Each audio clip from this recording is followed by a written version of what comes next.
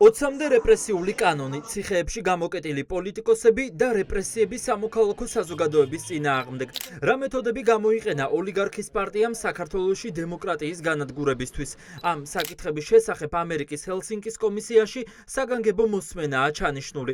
შეერთებული შტატების კონგრესში მოქმედი ევროპის უსაფრთხოებისა და თანამშრომლობის კომისია გავრცელებულ რელიზში წერს, რომ საქართველოში ადამიანის უფლებები მძიმე კრიზისშია და ხელისუფლება განსხვავებული აზრის მზარდ ჩახშობას ცდილობს. ნაწილი და ძალიან ნათლად ჩანს, რომ ქართულმა ოცნებამ თავისი არაადეკვატური საგარეო პოლიტიკით სრულიად წაგშალა ჩვენ საერთაშორისო დღის წესრიგიდან და ამავდროულად ამას ემატება ადამიანის უფლებების დარღვევები და ზოგადად ის, რომ შეერთებული შტატები, სენატი, აღმასრულებელი შტო ძალიან დიდ ყურადღებას უთმობენ გლობალურად მიმდინარე პროცესებს. ჩვენ ნახეთ, რომ აშისის ვიცე-პრეზიდენტი ჩამოდის სომხეთსა და აზერბაიჯანში კონკრეტული ძალიან მნიშვნელოვანი ინვესტიციებით და უსაფრთხოების გარანტიებით. საქართველოში მხოლოდ ელოდებიან თურქმენეთის წარმომადგენლებს, ეს არის მათი აშხაბადის დოქტრინა და აი ამ ფონზე საქართველოს საკითხი კონგრესში, რა თქმა უნდა, ჰელსინკის კომისიაზე არის ერთ-ერთი ყველაზე მნიშვნელოვანი. ეს არის ამ ხალხის დამსახურება. 28 იანვარი თბილისის დროით ღამის 11 საათი. სწორედ ამ დროს ისაუბრებენ ამერიკელი კანონმდებლები იმის შესახებ, თუ როგორ ცდილობს ივანიშვილის გუნდი განსხვავებული აზრის მქონე პირების დასჯას და დემორალიზაციას. ფაქტია, რომ შეერთებული შტატების სენატში ახალი პოლიტიკური წელი ქართული ოცნების მიერ ხალხისთვის მოწყობილ რეპრესიებზე საუბრით იწყება. ეს უმნიშვნელოვანესი ნაბიჯია, რადგან რელიზში ჰელსინკის კომისია მიანიშნებს, რომ განსაკუთრებით არიან შეშფოთებულები შურისძიების მოტივით, პოლიტიკოსების დაპატიმრებით და რეპრესიებით, რომელიც ქართველ ჟურნალისტებს და სამოქალაქო საზოგადოების წარმომადგენლებს მოუწყეს.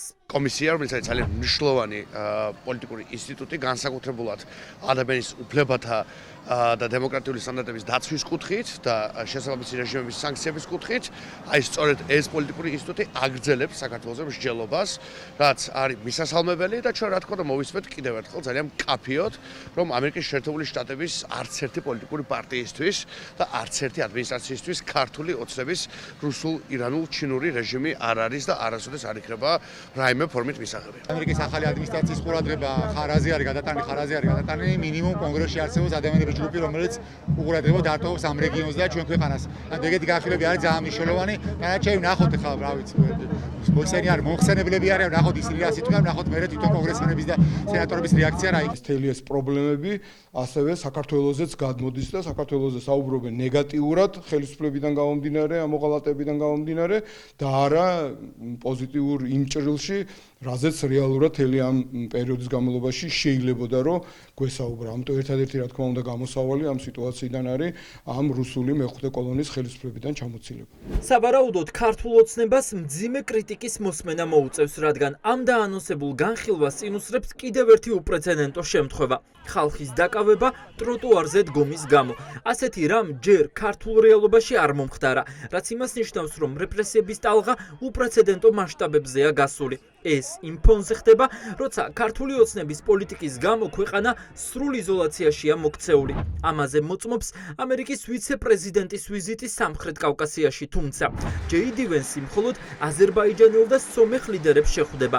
ტრამპის გზაც ისე იჭრება, რომ ოცნებას არავინ არაფერს ეკითხება, არადა საქართველოსთვის, როგორც შუა დერეფნისთვის ამ გზას დიდი მნიშვნელობა გააჩნია.